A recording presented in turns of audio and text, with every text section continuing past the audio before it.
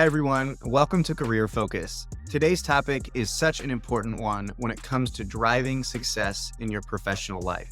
We're going to talk about the importance of having the right mindset as a young professional and ways that we all can reduce stress and anxiety despite the many challenges that we face all the time.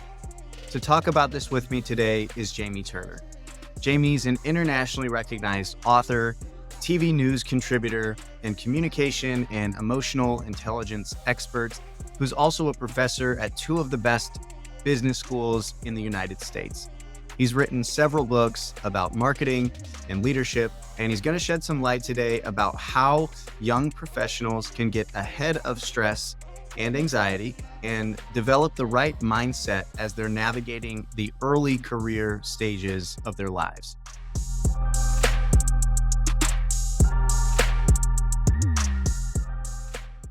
Jamie, I'm so excited that you've sat down to join me today.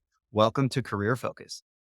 I am thrilled to be here. The topic is interesting to me, and I know you're going to do a great job with not only to us having a conversation, but also the whole initiative you're putting together. So I'm a big fan of yours and looking forward to helping out today.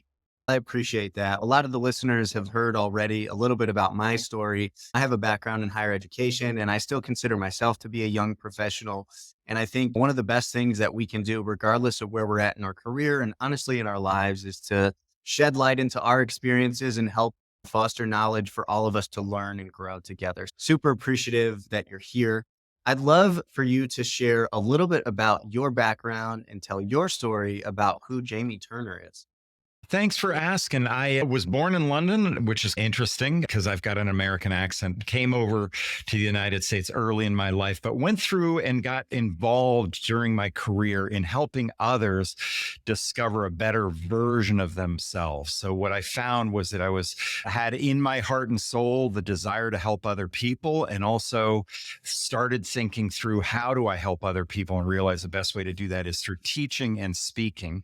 So I teach at the university level and then speak around the globe on the topic of mostly how to improve your executive wellness, your executive presence, how to be a better team leader, how to do a better job leading yourself and leading others. And what I found through my teachings is, hey, people respond to this and they like it, and it helps them reach what I call their aspiration line.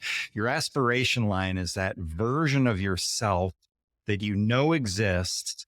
It's the version of yourself that's your idealized self. So it's like, I know I can be a better worker. I know I can be a better leader. I know I can be a better parent. I know I can be a better spouse. I know I can be a better employee. That's the aspiration line. And so my goal in life is to help people reach their aspiration line by giving them a roadmap on how to get there, how to go from point A, where you are today, to point B, where you want to be tomorrow, with the best version of yourself possible. And so that's what I spend my time doing. I love that. And what's so unique about the audiences that you serve and your teaching is that they're a variation of different people. Today, you and I are talking primarily to college students and young professionals. You do that on a daily basis as a professor, but you also travel internationally and speak to people that are executive leaders and that have been living and working for 30, 40, 50 years, which I think is amazing that you've seemingly captured an essence of how people can grow and how that aspiration line probably changes and moves over time. We've all heard the analogy about goalposts that move, but I love your passion and your inspiration to help others. Yeah. And, I do speak to generational audiences, but one of the things that I realize is that in the end, we all have a lot in common. And part of what we have in common is, again, the desire to be the best version of ourselves we can possibly be. And also, generally speaking, almost everybody I meet with has a desire to help other people. So that comes out in a lot of what we all do. And it doesn't matter if you're an executive who's hard charging and wanting to make a pile of money, or somebody like you or my daughter, who's an elementary school teacher, somebody that wants to go out and help change young people's lives as a way to make the world a better place. All of us have in common that desire to help others. And so that's the crux, or the central starting point that I start with in everything that I do. I love that. And especially when it comes to starting points, you talk about one of your unspoken rules of leadership is that you have to focus on mindset first and then skill set. That's maybe a good place for us to start. Could you define your unspoken rules of leadership and talk about that first one about how the importance of mindset is first and then skill set? Sure. All of us enter into the workforce thinking if I just learn this software program, I'll be a better executive. Or if I can just figure out how to do that more efficiently, I'll be a better executive. So we're looking at tools and technologies that can help us improve our productivity. But at the end of the day, the number one thing you can do in terms of improving your performance is to go out and work on your mindset. So that raises the question, well, what is mindset? Mindset is how you think about the world around you and what you put into your brain as you move through that world. So, one thing that I encourage people to do is to lean towards optimism as opposed to pessimism, lean towards trust as opposed to leaning towards distrust. And there's benefits and disadvantages to that. I had an experience early in my career where I trusted somebody. I got burned from what they did to me. And I thought I can go through life deciding not to trust people, which would turn me into a pessimist, or I can decide to go through life still trusting people, even though I got burned a little bit, and know that I'm going to occasionally get burned, but I'm still going to go through life with optimism and seeing humanity's better side as I go through life. So, some of the things we talk about in terms of mindset are changing the way you think about things and also learning the techniques that you can use in order to do everything from reduce stress to work at your peak to perform better, all those things that add up. Well, they all start in the mind by teaching yourself what to think. When you change your thoughts, that ultimately changes your actions. And when you change your actions, that ultimately improves your outcome. So I talk a lot about changing your thoughts and making them the right thoughts, which ultimately leads to changing your actions, which ultimately leads to changing your outcomes. I love that. It's hard, I think, for a lot of young people, including myself sometimes. We don't have the life experience to really have that wisdom to know how to navigate those challenges and turn them into solutions or even trust the idea that the power of positivity is as strong as it may be. And I would love for you to talk about an example of common stressors that you see as a professor working with young people that you feel like are a good place to start when you're thinking about adjusting your actions to lead to more positive outcomes. Yeah. So I talk a lot about anxiety, and I've got some techniques for any of your listeners who might have a little bit of anxiety regarding something, or they might have a lot. We all have anxiety occasionally, whether it's, hey, I'm about to take an exam, or hey, I'm concerned about my grade in this class, or hey, I'm wondering if my boss is going to like the proposal I give to them. All of that anxiety is a normal part of existing. And so we embrace that and recognize it. But when it gets out of control is when it inhibits our ultimate behavior. So out of control, by that I mean when you start getting wound up, the reptilian part of your brain, which is at the base of your skull, the blood flow starts spinning around in that part of our brain, and it prevents us from using our executive reasoning, the prefrontal cortex, in order to manage those impulses. So when you have that feeling of anxiety and you're stuck and you can't run away from something, it just builds upon itself and makes it worse. So some of the techniques that you can use is, first of all, try to get out ahead of your anxiety. If you're in an anxious state, it's very difficult to calm your brain down through self talk. Now, I do have techniques you can use if you do need to calm yourself down and you're in a heightened state of anxiety, one of which is jumping into a cold shower. And literally, what happens is your brain starts thinking about the fact that it's freezing cold, and it shifts your brain from going from I'm ready to run away to, oh my God, what's going on, to every nerve ending in my body. And it's a healthy and productive way to reduce anxiety. But one of the things I coach people on is getting ahead of anxiety and learning how to reduce that anxiety beforehand. I talk a lot about mindfulness. I talk a lot about meditation. I've been meditating for 45 years now as a way to manage my ADD and my ADHD. And what happens for me is exactly what we just talked about. my brain functions at a heightened state in the reptilian part. So I'm impulsive a lot of times. And I use meditation to bring my energy and blood flow to the front part of my brain, which reduces stress, helps me focus, helps me plan ahead, and all of those settle down a little bit. So I'm not jumping around the way I do when I'm in a state of ADD or ADHD. I think it's easy for us to get distracted and overwhelmed and anxious when we've got classes, friend groups we're trying to see, maybe our parents are visiting us, we've got deadlines with different projects, and then we're now throwing in career, which is a big wrench in our whole process and our system. In your life and career journey, what stage did you start to realize the importance of mindset first? I've always been interested in personal productivity or human improvement from an early age. And I'll tell you that story in a second. The idea of work on your mindset first and your skill set second was actually later in my career. And I think I was out for a jog, which is where I get a lot of my ideas. And I was listening to a podcast like yours, and something came up, and I thought, oh, work on your mindset first and your skill set second. But the idea of working on self improvement happened to me early on in my career. When I was 29, I got laid off from a company I was working for. I had always wanted to start my own business. And I thought, well, if I'm ever going to start my own business, now's the time. I'm not making a pile of money like I will be later. I'm young enough to where if I make a mistake, it's not the end of the world. Let me go out and start my own business. So I went to a friend and said, hey, I'm getting ready to start my own business. Do you have any suggestions? Because my friend owned his own business.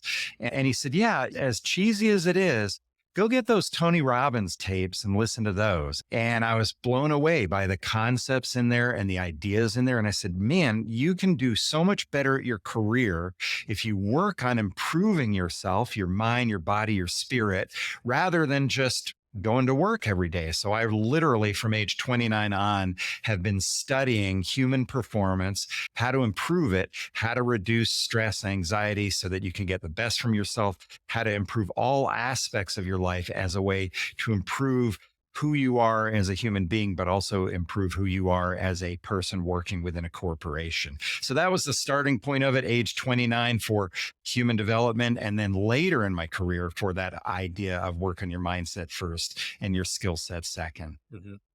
I think working in the corporate world, folks in that early career stage are kind of a spoke in the wheel to be part of a process in their role. But at the same time, there's an understanding, especially from folks like you who are experts and talk to corporations on a daily, weekly basis, that now work is more than just, oh, you clock in, you come to work, or you log in online, you do these amount of hours, you do this work, and then you get paid for it. Sure, that's the fundamental of why we work.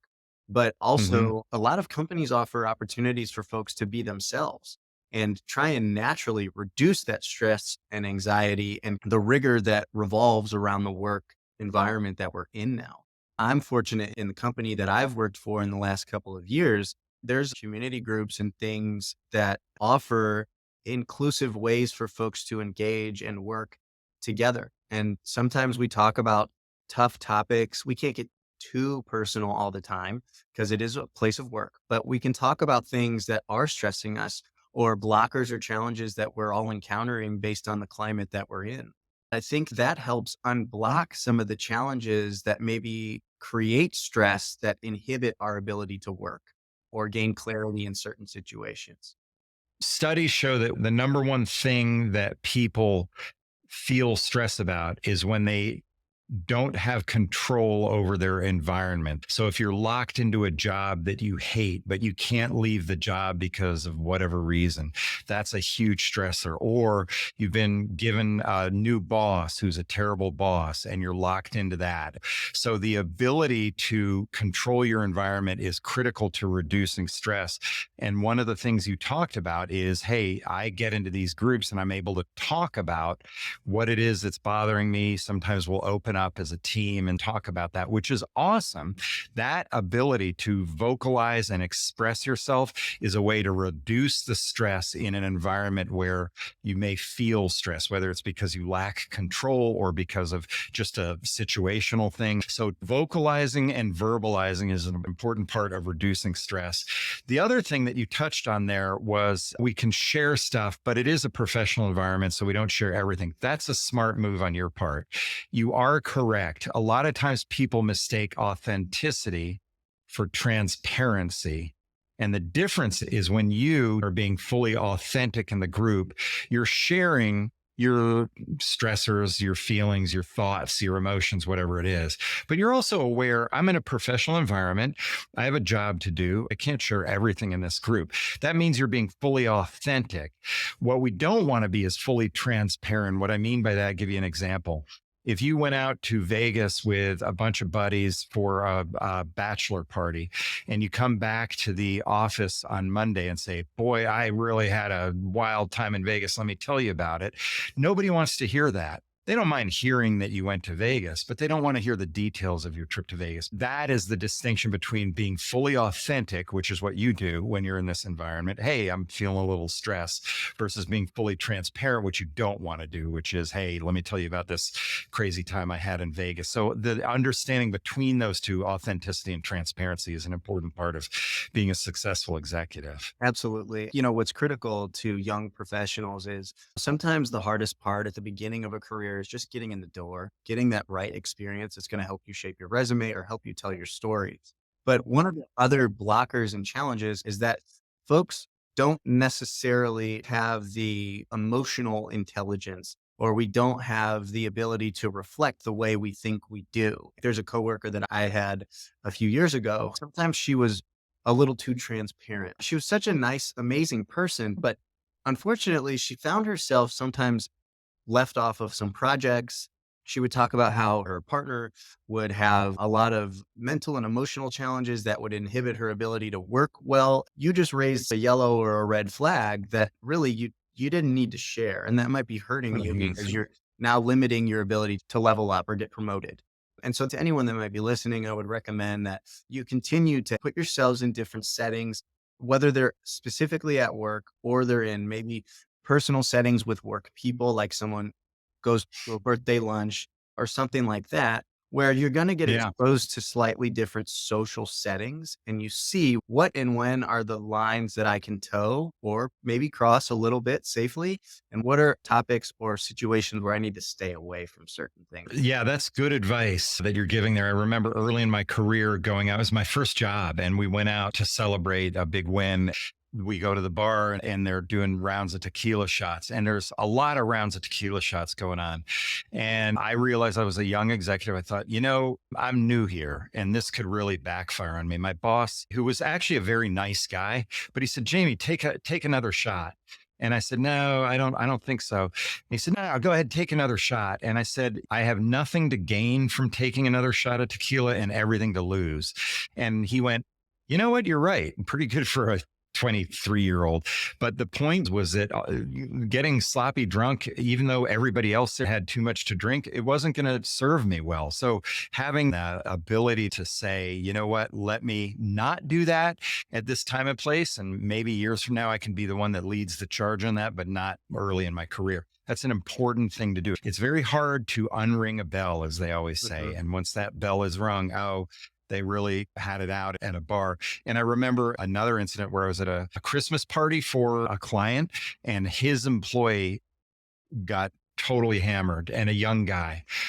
I'm still 30 years later telling that story, about the young guy who got hammered at a Christmas party. It just doesn't bode well, because you do that once and people will be telling stories about it 30 Mhm. years later, unfortunately. You always want to build a reputation in your workplace, but only with positive things, never negative, Yeah, embarrassing things that are going to hurt you. absolutely. Good point. If you were to look back at your time as a young professional, maybe between the ages of 20 and 30, what was something you were commonly stressed over or anxious about that you would maybe advise yourself, don't stress over that? Yeah, there's one thing that I'll pass along, and this was actually passed along to me by my father. He said, when you're young, you think that every time you stub your toe in business, it's the end of the world. And then after a decade, you realize, it's not so bad after all. Everybody stubs their toe. So just remember when you have a flub up, when you make a mistake, when it's an error, even if it's a career setback, it's a long journey. It's a marathon. It's not a sprint. And so I wish when I used to worry about, oh, I had a bad meeting or whatever, I just wish I'd gone, you know what? Everybody has bad meetings. Everybody has bad days. Everybody has mistakes. What you're trying to do is minimize those, but to think that you're going to have zero errors is just absurd. So just go through realizing everybody's going to stub their toe occasionally. It's not going to set your career back as far as you think it will. It will actually just be one of many things that they remember about you, and you'll be fine in the long run. Hmm. That brings me to a quick story I'll tell. When I was in college and I had an internship with the Cincinnati Reds, which is a professional baseball team. I'm a baseball guy at heart, just always have been. So having this internship with the Reds, especially being a sports management major at the time, I wanted to be working in professional sports when I graduated. I was so excited for the internship, but I almost didn't let myself enjoy it because I was so preoccupied with not making any mistakes and being perfect. Yeah. And I remember my supervisor, he was only 24 and I was like 21. So not much older than me, but he had been working there for a while. He was an excellent manager. And he told me halfway through the summer when the season was halfway through, he said, Dan, you're doing a great job. You're really organized, you're professional, you're really representing the Reds in such a great way. But one piece of advice I would give you is don't be afraid to make a mistake. Number one, we're working in baseball. We're not fighting crime, right? If you make a mistake, it's not really going to impact a macro environment.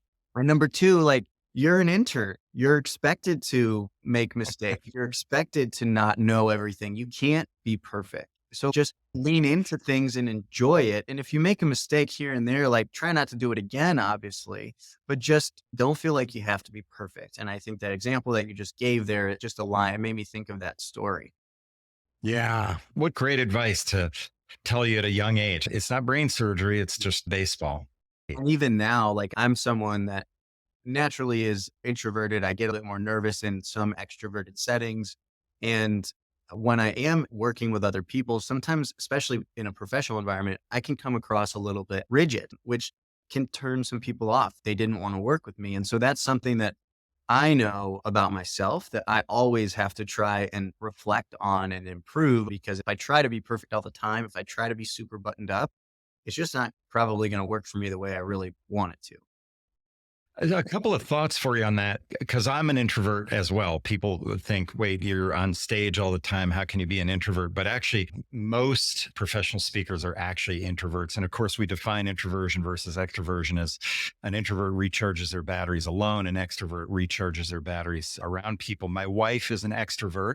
Can't wait to get to the local dinner party or cocktail party where, for me, 4 or 5 hours before the party, I just start going, do we really need to go to this? Why are we doing this party again? You know, all that sort of stuff. And then I realized, oh, that's just my introversion coming out. I don't know about you, Dan, but I can last about an hour at a party, 90 minutes before I have to either step outside or go home. And stepping outside is a way to just get the peace and quiet. But there are a couple of techniques, of course, that you're familiar with already in terms of trying to make sure you don't let the introversion inhibit you. First of all, it's not bad to be an introvert, and the world needs introverts. So we're the ones who sit behind a computer, write interesting blog posts and things like that that get people thinking about stuff. The other thing is to make sure you recharge your batteries. I run, you probably do some sports too, but that's always a great way to recharge the batteries. And if you do it enough, then you can get in the recharging so that you can be in the extroverted environment. One last thing, I have a similar thing where I come across as a little bit,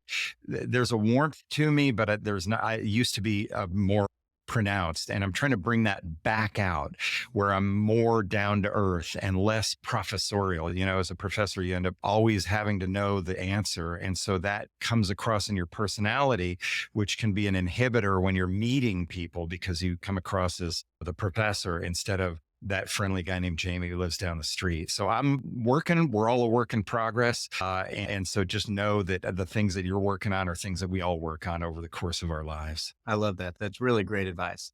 Not to make you be the answer guy now, but I'm going to put you on the spot. I'm curious, just from your perspective, for young people, what's one of the bigger challenges that you think that they're up against? And if you can think of one, what's a piece of advice you would give folks that are encountering that challenge to help overcome it? There's two. The first is stress, the second is expectations. Let me start with expectations. We'll come back to stress.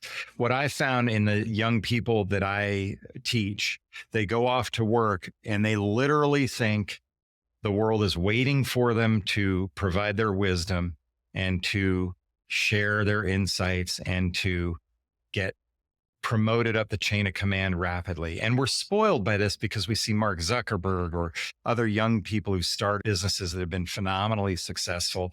And we go, hey, Zuckerberg was a billionaire by the time he was 25. Why can't I be? You know, all that sort of stuff. So we think that's the way the world works. It's not the way the world works. The way the world works is you have to actually learn a lot of things that are nuanced that you don't even know exist. And the reason I'm harping on this a little bit is because I have a lot of students that go off and they go into consulting or they go into work on the client side or the ad agency side and they'll leave. I mean, I had one reach out to me 3 months into his job and he said, well, I'm a little disappointed. I said, why? And he said, they don't take my suggestions all that seriously. And I thought, of course they don't. You're 3 months into the job. You don't even know what you don't know yet. So part of that is these raised expectations, again, because the media feeds us these superheroes who had a lucky strike and also a lot of hard work and also a lot of brains. But just remember, don't raise your expectations that the world's going to be handed to you on a platter. You do have to work hard. And I'm all in favor, by the way, of work-life balance. I understand the younger generation coming out and saying, you know what, I'm going to have a little more work-life balance than my parents did. I honor that. I respect it. I believe in it. So do that. But just manage your expectations about how much you really know when you walk into the workforce. The second thing, though, how do you manage anxiety? How do you handle that? One of the things I came across most recently about anxiety, and if you're listening to this or watching this and you have anxiety, you have situations where, as we mentioned earlier in the podcast, your brain starts getting wound up and it's difficult to manage it and bring it down. There are those things that you can do before you get in that state, like meditation or exercise or creativity, that can help your brain go off and relax and settle down. And I encourage you to do those things. But the other thing you can do is if you find yourself in a state of anxiety, and it's serious anxiety, like maybe panic or debilitating in some other way, don't try to suppress the anxiety. Instead, acknowledge it so that you can then deal with it. And what I mean by that is when your reptilian brain is wound up, there's no amount of self-talk that's going to get it to calm down again until time heals that. What you have to do is honor it and say, oh, your anxiety, I know you. In fact, I'm going to give you a name. Your name is Bob. And Bob, you're here again. And you come around every time I get a little stressed out about something. Bob, welcome to the show. I know you're not going to go away, and just talk to your anxiety and then make it a thing. And I know one famous actor who actually puts Bob on his shoulder and says, hey, Bob, there you are again. I know you're not going anywhere. I'm going to just have you join me on what I'm about to do. And that really helps him reduce his anxiety. And I know also on the occasions where I'm feeling a little anxious about something, I'll do that technique too. And it's surprisingly effective. I'm going to do one more thing on the stress reduction thing. Studies show that when you label an emotion, if it's a negative emotion, it helps that emotion decrease. So if you feel anxious, label it and say, I'm feeling anxious. If you feel stress, label it and say, I'm feeling stress. If you feel sad, label it and say, I'm feeling sad. When you label emotions, it gives you the ability to manage them and control them and put them in a box a little bit and say, oh, stress, you're going to sit over there for a minute while I'm having this meeting with this client. So when you label emotions, it really helps reduce that. Interestingly, when you label positive emotion, it heightens the intensity of those things. So if you're feeling love or happiness or joy, when you label it and say, you know what, I'm feeling in love right now, it actually heightens that emotion. So label your stressor emotions to reduce them, label your good emotions to increase the intensity of them. And that's another coping mechanism you can use as you move through your life and your career. I love that illustration. It's almost like that box is all the things that we can handle, good or bad, right? And when you put Yeah. all those different labels in a box, eventually it might overflow a little bit. So you have to realize, okay, that emotion, whatever I call it, I can't handle it right now. Unless it's something urgent that needs to be a priority, I'm going to let it sit there for a minute and handle these other things. And as they reduce, there's more space in that box to put those new labels in. I love that. Yeah, absolutely. It helps a lot. It really works for people who need to deal with their emotions a lot. And on the note that you were talking about as far as managing expectations, and you used the example of someone that was only a few months in was disappointed that people at the top aren't using those ideas and starting to execute them. Someone that may be listening, maybe they're encountering the same thing. They know that they have a great idea, but they're frustrated. It's understandable to feel that way. But sometimes Mhm. when you're in a lower level position, folks are simply not going to take you as seriously because you have less experience, right? It's not that they don't feel like the idea is good, but they have to listen more to people that have louder voices within a company. If you're someone maybe in that specific example, it's better to manage your expectations. More times than not, you have to take smaller steps to reach your idea. If you want someone to run with your idea, maybe have them listen more closely. Like I said, they have to listen to other voices. So you want to figure out, okay, I have this idea, but how can I really get them to listen to it? I like that. And I like the way you're saying, they have a lot of voices to listen to. And so there is a pecking order, sadly, where they have to listen to the top voices first before they can get to your voice. And so it is about just managing expectations. It doesn't, neither you nor I are saying, don't have ideas or mail it in or don't try to contribute. We're not saying that. We're just saying manage expectations because there's the way the world works and you can resist the world or accept the world and say, all right, I'm going to work within the framework that I've been given here. And the result is I've got to keep contributing, but understand that the CEO, if they say the same thing, is going to get a lot more weight put behind it than I will. That's just a fact of life. Definitely. So, Jamie, there's one important question I like to ask all the guests that I think is pretty fun. If you were to think back to your 20-year-old self, and that 20-year-old Jamie was able to look at present day Jamie's life, what's something that 20-year-old you would be proud or excited to know about who you are today? Oh, that's a great question. I like that. I think as a 20 something year old, I would have been really happy to know that things I did were done in the best interest of helping others, that I actually did help some other people. So we talked about that at the very beginning of this dialogue was, hey, what do all people have in common, whether they're seasoned executives or just starting out? Everybody wants to help others in the end. I mean, there's a handful of people that don't, but mostly everybody wants to help others. So I would encourage your listeners to find out what that version of helping others is within them. Is it being inspirational and being a speaker? Is it writing books that help other people? Is it creating art that inspires other people to feel good about themselves? Whatever it is, find that inner voice that you have that nurtures that helping gene that you've got and feed that and learn from it and watch it grow and then turn it into a career. Because when you combine what your innermost desire is with what you do for a living, as they say, you'll never work a day in your life because you won't really be working at any given time. You'll just be doing what you were born to do. I know you have lots of information and resources and books. For anyone else that is interested in learning more about your story, where can folks get in touch with you? Yeah, sure.